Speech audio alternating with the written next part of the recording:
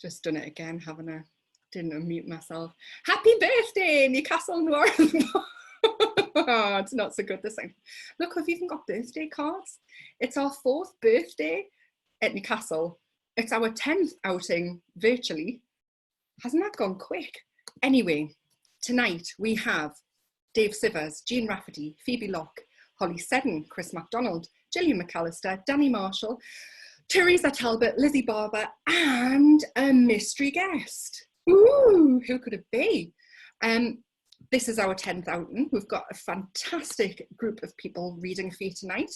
And you know, just for tonight only, if you would like to enter the competition to win free books, please email that email address with the subject heading, Happy Birthday, just for a change.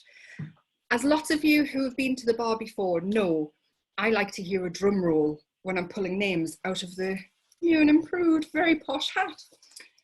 I can't hear you, but it's just nice. I'll know you're doing it.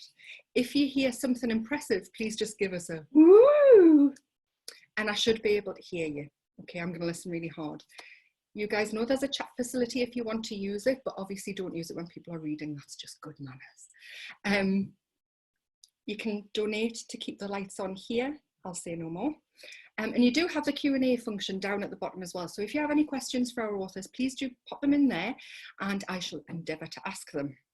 Without further ado, settle in for an evening of Noir at the bar. So, the hat's out. Who's going first?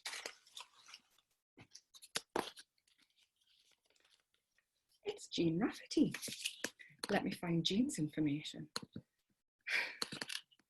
Jean Rafferty was formerly an award-winning journalist whose first 2 works of fiction were nominated for literary prizes. Ooh! Her third, Foul Deeds Will Rise, published by independent publisher Wild Wolf, had a rocky road to publication, mainly because of its content. Quick heads up, content warning, it's about Satanist ritual abuse and is set in Orkney. So before Jean comes on, if you think you might not want to listen to that, mute your speakers, but I think you should stay and listen anyway. Anyway, everyone, welcome Jean Rafferty.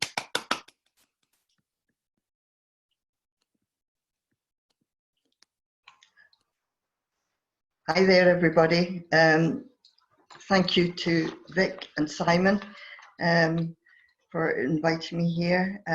It's lovely to be here.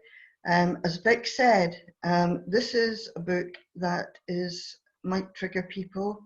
So if you have had any kind of abuse in your life, please tune out now. It's a book about Satanist abuse.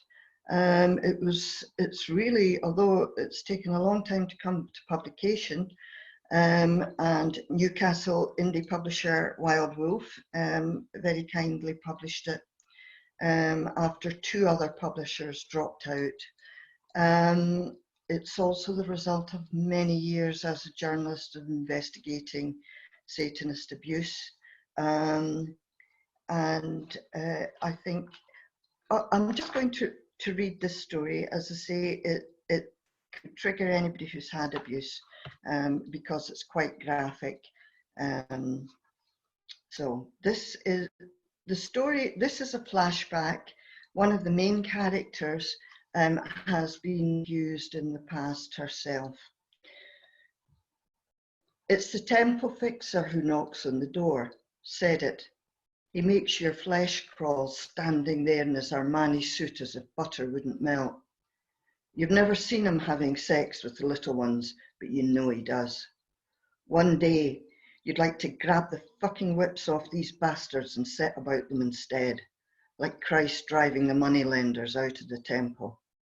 It's not that you believe in Jesus or God, but he's got to be better than Satan, hasn't he? You follow him out of the caravan and into his car, a dark blue BMW. No mystery to how they can afford these big cars. The pornography brings in thousands. How many pictures of you are out there being drooled over by fat old pervs? You drive along in silence. Outside it's really dark and wintry. The wind is moaning like a great tidal wave waiting to engulf you. You know something horrible is going to happen when you get there, but you refuse to think about it. The tires scrunch on gravel, another big house. Seddon watches you like a hawk as you get out of the car. You know he would hunt you down if you tried to run for it, but you're still tempted. He stares into your eyes as if he knows what you're thinking. He does, of course. Anyone would want to run away. The wind is rising now and the sky is completely dark. The trees around the big house quiver and rustle as if spirits are moving through them. You know whatever happens next is just hocus pocus, but still, your whole body is shivering with dread. The fixer never touches you. It's strange. He manages to terrorize you without ever laying a finger on you. You know if he did, it would be swift and brutal, and you might never recover. He holds the door open for you. There's a bare room lit by a naked light bulb, clothes rail, a hard kitchen chair. Get undressed, he says.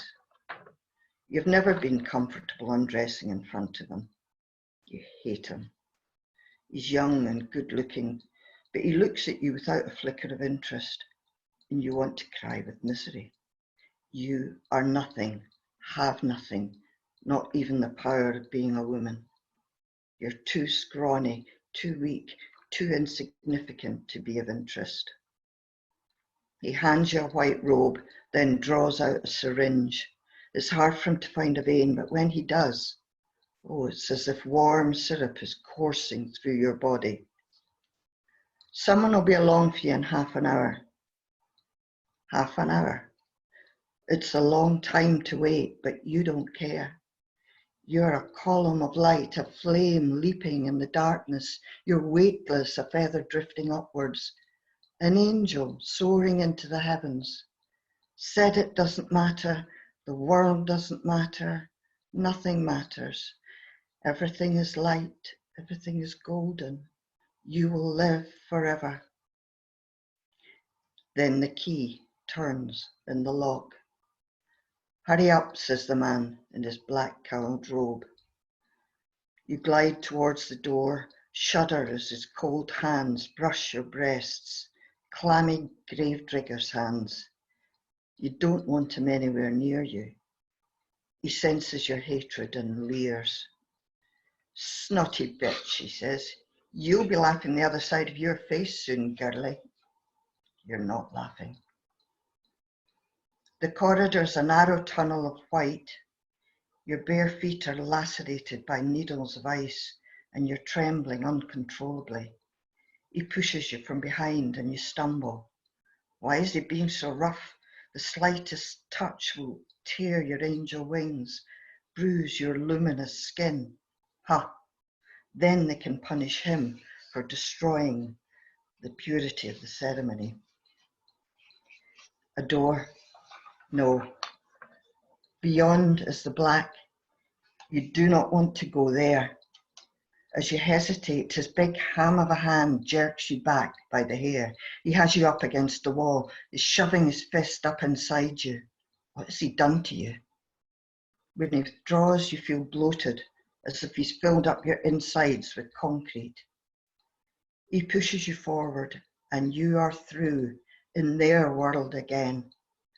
A world of darkness lit only by the softness of candles, strange, misshapen, misbegotten candles burning upside down. Chanting starts, and behind it you hear the howling of the wind outside. Louder, louder, let it drown them out. The eerie song weaves in and out, resonating right inside your chest. You want to be free of it, but the sound is insistent, relentless. You shiver. The light is gone, quite gone, and you feel as if you're going to be sick any minute. Just as you think you might faint, a grotesque figure hurtles through the air towards you. A dwarf clad in brown leather with a boar's head and piggy red eyes. He clamps you with his thick little thighs and swoops up and down in the air, holding you and jerking towards you as if he's fucking you.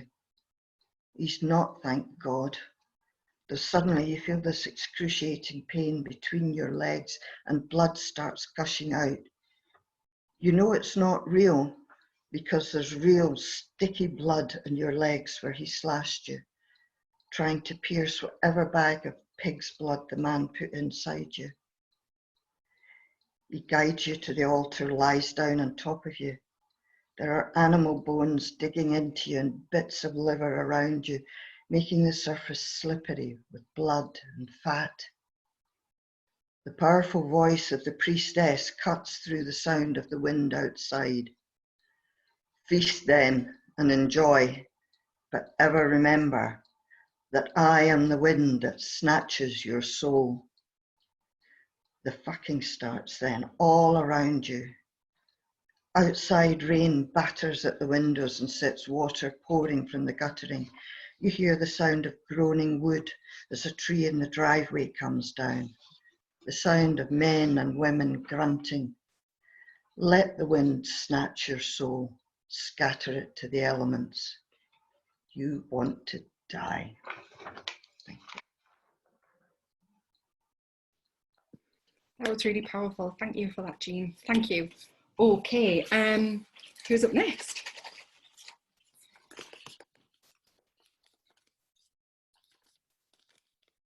My old Harrogate pal, Dave Sivers.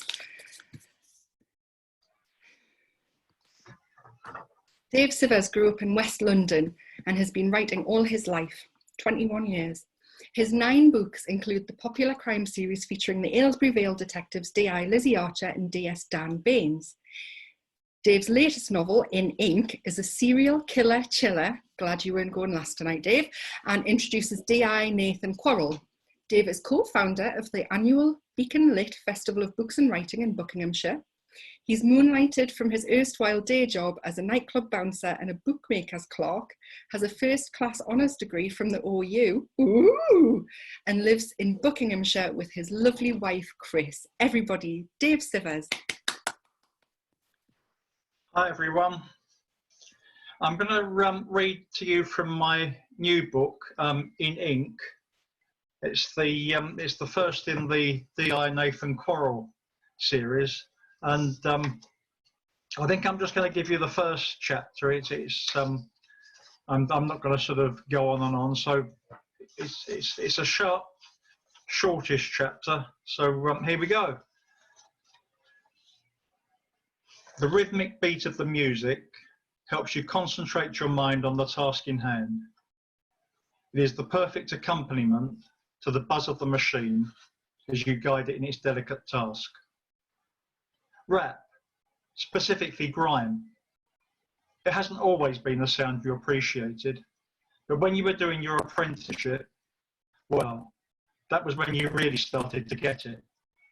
The stories the artist told, the rawness and darkness to be found in some of the lyrics, from those rapid syncopated backbeats. It's ideal for this work. Today it's Stormzy.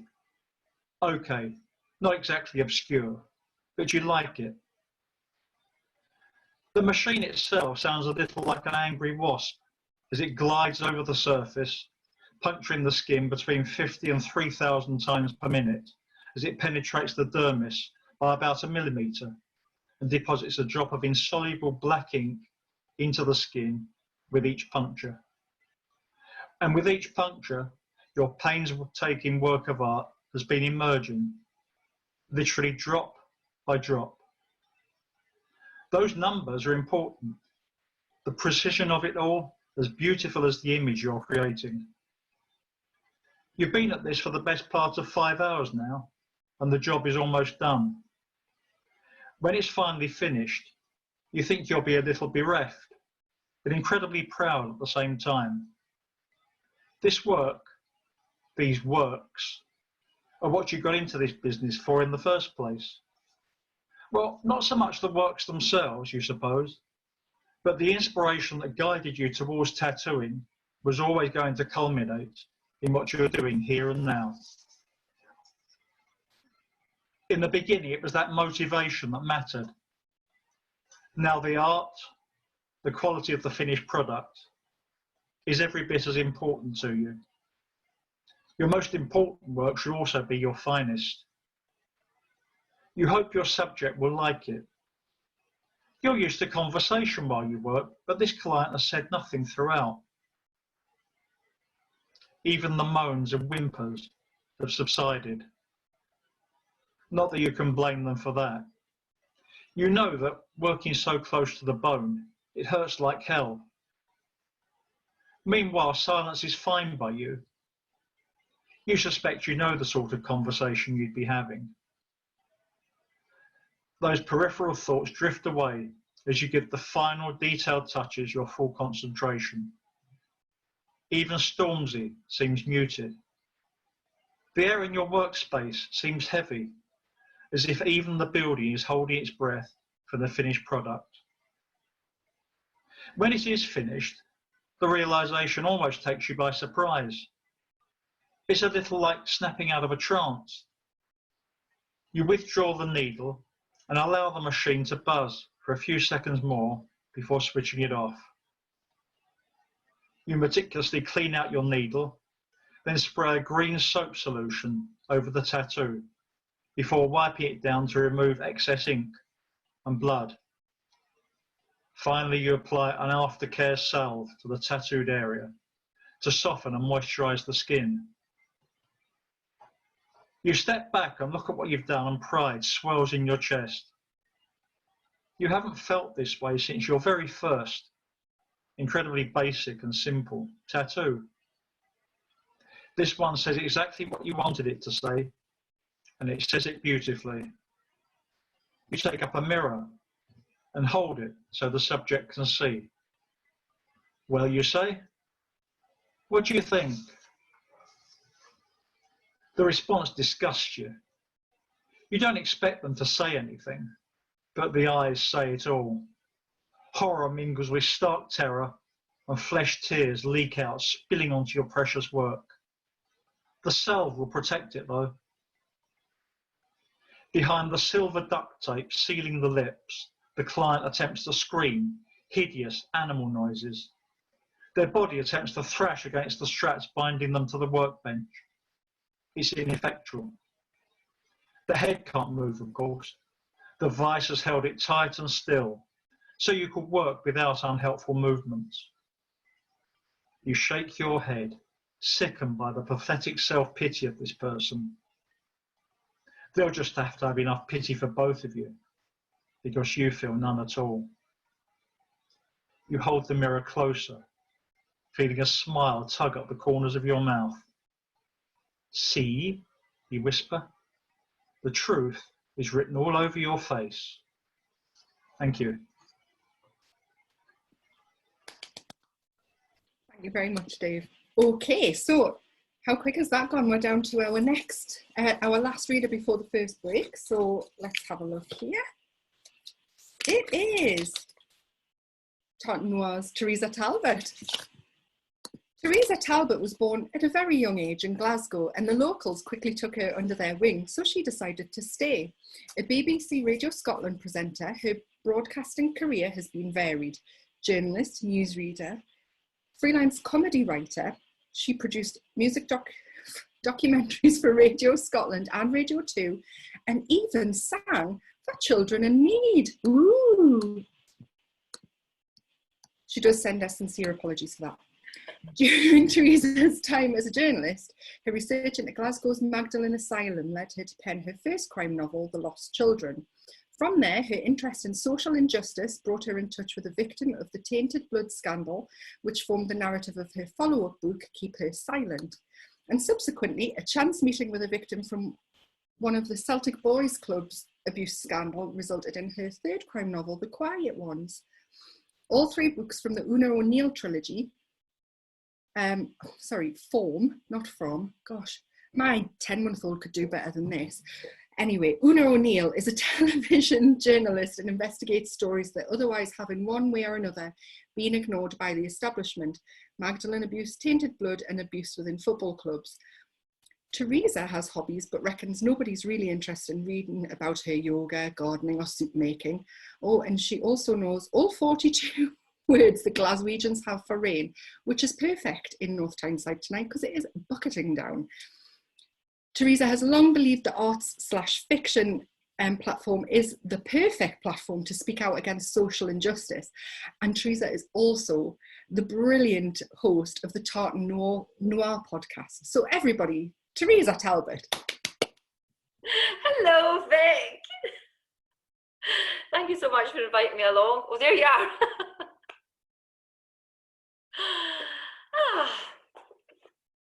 Did I just start reading? Right. I'll give a trigger warning. This is from my book. I've got my pajamas on, by the way. It's a sort of tradition for. Oh, here, am I just dead big? Am I got a huge head? Right.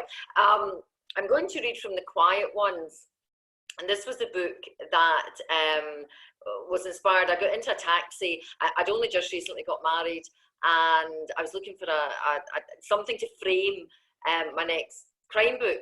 And my first two books, as Vic has said, were based on real life events or real life situations. I was thinking, oh, crikey, what do I do? And I get into a taxi, and the taxi driver said, oh, you know, he picked me up a few times from the BBC, and he said, oh, you write books. Would you like my story? And I said, no. No, I don't. I've got enough ideas. I just want someone to write my book. Anyway, he had been the whistleblower, of the original whistleblower of the Celtic Boys Club abuse scandal. And you can Google that, and it's much the same as any of the abuse scandals. So I didn't write about his story, but it inspired me to write about how powerful men can get away with quite horrific crimes. You know, Jimmy Savile and whatever. So there is a trigger warning. There's a death in this. It's not a pleasant death, and it's not an accidental death. So please, if you are offended by not very nice deaths, please mute. And also, before I start, I'm sorry, I don't mean to warble on. I noticed one of the participants was called Claire Pepper. Claire, that's a character in my next book. I thought, oh my God, I thought I was on some weird trip. And my characters had started coming to life. Anywho, this is a prologue, and it sets the scene of The Quiet Ones. You don't know who I am, do you? There wasn't a hint of recognition. His heels kicked against the floor, but he was too weak to stand up, and the more he struggled, the tighter the ties dug into his flesh. Those plastic ties are a godsend. He twisted his head, trying to break free from the gag around his mouth. I'm nothing to you, but you've ruined my entire life. He was still drowsy, the sedatives taking their time to wear off. But I will mean something to you, because I'll be the last face you see on this planet. The gag slipped down, settling on his chin, but he was too weak to scream. Is it money? His voice was thick, slurred, barely a whisper. Take whatever you want. He forced his head up, and tears spilled onto his cheeks. At least now he was scared. That was something. The sheer effort of him talking seemed to be too much. His head dropped to one side. It sounded as though he was saying please, but it was hard to be sure without getting right up close. It would have been better had he been more alert, fully aware of everything that was going on, but that was too risky. The house was fairly secluded, but screams can carry. Please, he said, I have a family. You see, phrases like that really piss me off. And they did, as though this were some random attack, as though the fact he had a family were news and could be used as a bargaining tool to curry favour. Shite like that might work in the courtroom, but not here, not in the real world. I know you've a family. I know everything about you. He closed his eyes. He had the decency at least to look scared and ashamed as the penny dropped. I'm sorry. His voice was little more than a whisper. No, you're not sorry. The hand around his throat stole his breath, and his eyes didn't leave the blade as it stabbed into the banister behind him. You're sorry you got caught. There's a difference, a big fucking difference. I'll tell you what I want from you. And it sure as hell ain't an apology. Anything, anything. His eyes flickered, a desperate man being given a crumb. I want you to tell me what it's like to die. There was confusion at first, then fear. Strange how you can actually see terror in a man's eyes. What? You heard? Tell me what it's like to die. His sobs increased as his throat tightened. You're mental. Mental? Me? Yeah, you may be right, actually. You're fucking crazy. But the insult fell on deaf ears. Just humour me here, eh? Talk me through it. Just tell me exactly what it feels like. The fear made its way down his groin and the damp patch spread across the front of his trousers. His whole body trembled. He dry retched until the bile rose in his throat and dribbled down his chin. I want to know everything. I want to know how it feels like, how scared you are. Is it painful? Just kill me now, get it over with, but I'm telling you, fuck all. Listen very carefully.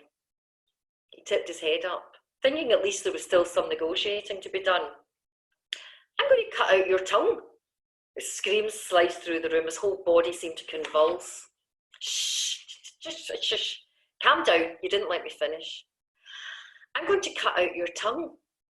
And if you play ball and tell me what I'd like to know, I'll do that after you're dead. That seemed to be the best deal he was getting tonight. And there's almost an eager nodding in between the uncontrollable shaking. If you don't share everything with me, if you don't tell me exactly what's going on as you're breathing your last, I'll cut out your tongue, I'll cut off your balls, and I'll feed them to you. He seemed to get the message. His sobs were pathetic. He soiled himself too. The place was starting to stink. He was surprisingly compliant as the noose was put around his neck. Would have been preferable had he done that part himself, but a desperate man was capable of doing desperate things. The rope had been well secured to the banister behind him, measured to precision to ensure maximum drop without the risk of him actually touching the floor. Once the rope was tight around his throat, only then it was safe to cut through the plastic ties binding his ankles. The ones around his wrist would have to wait until afterwards. He struggled to get to his feet. Okay, up you go. Harry Nugent did as he was told, and he climbed the stairs of his Houston home for the very last time. And if you want to know what's happened, you'll have to read the book. Thank you so much, everyone. Thanks for letting me come tonight. My pleasure. We've actually had a question for you from Alex Hawley. Do you have any other ideas in your drawers? I mean, your drawer. I don't even have any drawers on.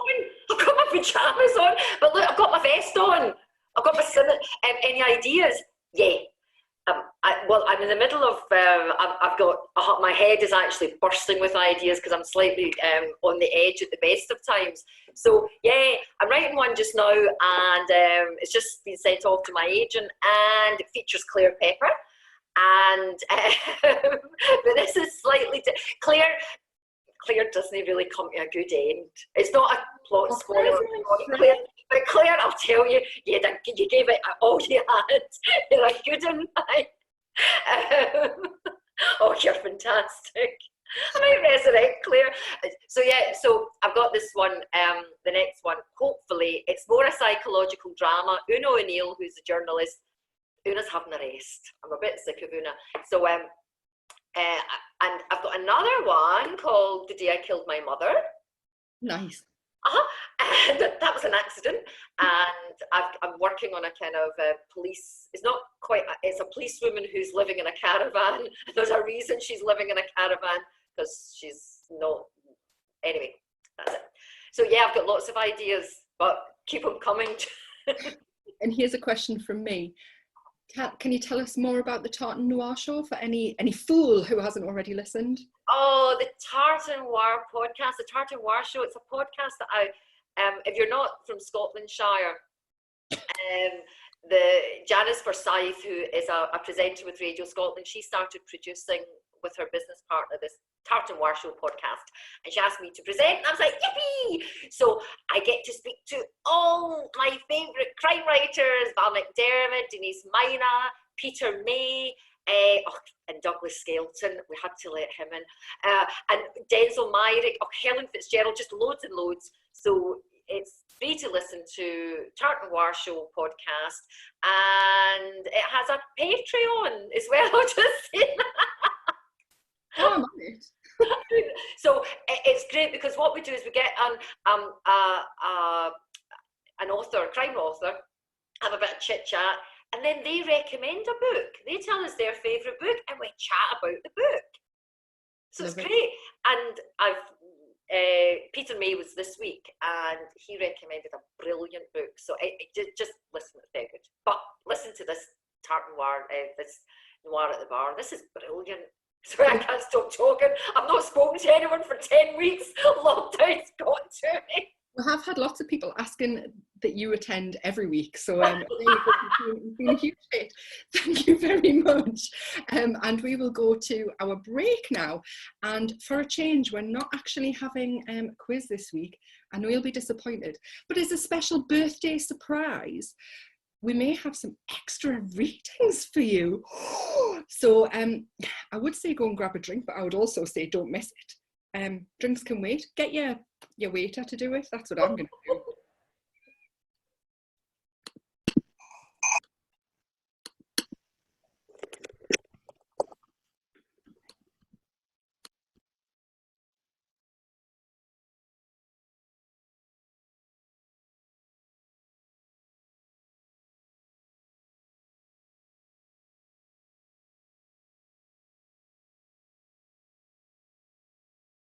Hi, I'm Alison Belsham, and I'm going to read you a little bit from Now Please Wash Your Hands, which is my story in Noir from the Bar. Detective Sergeant Clodagh Evans would never forget the sound of the glass elevator door smashing against the bruised pulp of the woman's calf.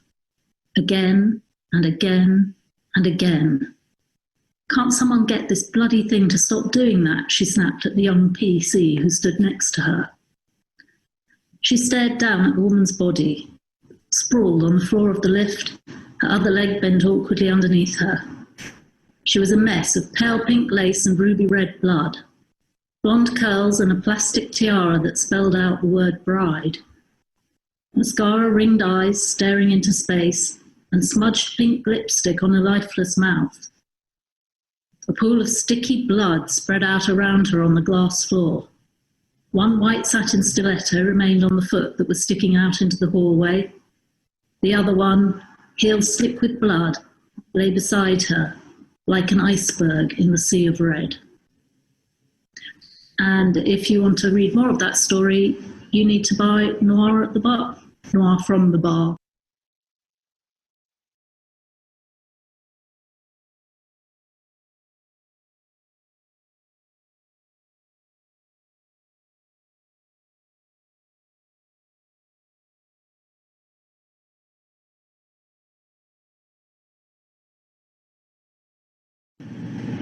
My name's Ashley Irwin, and I'm here to read from a short story I got in the Noir and the Bar crime anthology. It's available on June 10th, but you can pre-order it on Amazon, and this little ditty's called Kudzu Queen, a pastoral. Meet Benny. Benny's sitting slump-shouldered with a beer gut heavy Chevy ready and a block-top SS burning rubber in his head over when that convo in the top slot's gonna end. Looking a fair share a lot like Hoskins' Herald in the long Good Friday backseat ending scene with a crazed sort of eye twitch, purple pumpkin people eating down his pudgy baby cheeks and a weren't nothing about him spelling right, tried, or true towards a abiding citizen. Nor were there any present profession to the yearning to become.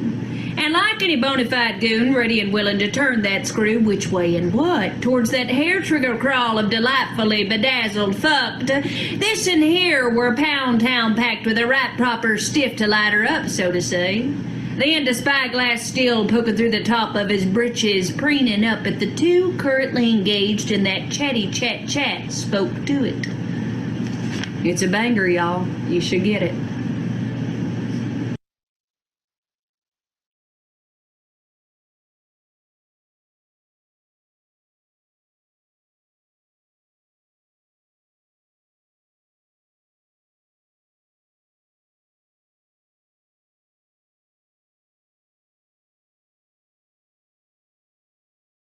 Hi, I'm DC Smith. This is my story, The Admiral. from Noir from the Bar. 48 years of life had taught me to doubt the basic decency of people, the universal innocence of children, even the loyalty of dogs. One thing I never doubted, dead men do not walk into bars. Yet Stefan was leaning on the dark wood counter, having strode confidently across the threshold a moment earlier. Dark hair, blue eyes, that uneven hairline. Enormous hands, fists like meat tenderizers. The last time I'd seen leaned, he'd been face down in a rising ocean tide. My companion cleared her throat. I turned back to her, hands trembling. Just someone I thought I knew, I said. Good or bad, she said. Unexpected. That's a good word.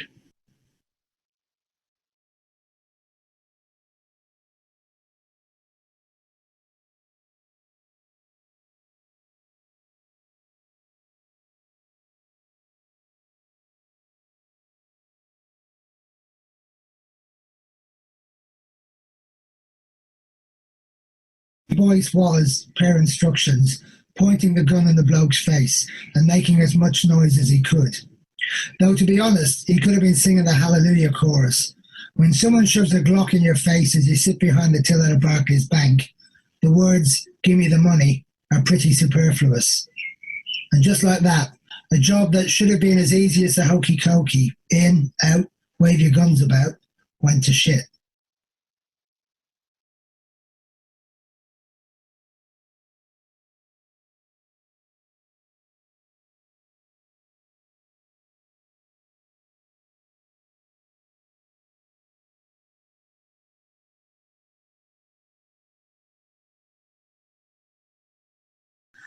Hi, welcome to Effie's Attic. I'm Effie Merrill and I'm reading from Noir from the Bar, my story, Jack Sparrow. So I turned to my companion. I looked at his offered hand. It was pointed in my direction, and I considered his face. He wasn't pretty, that's for sure. And he wasn't damn handsome either. I switched back to his hand, took another sip from my gin, joined my hand with his and said, "Hi, I'm Joni."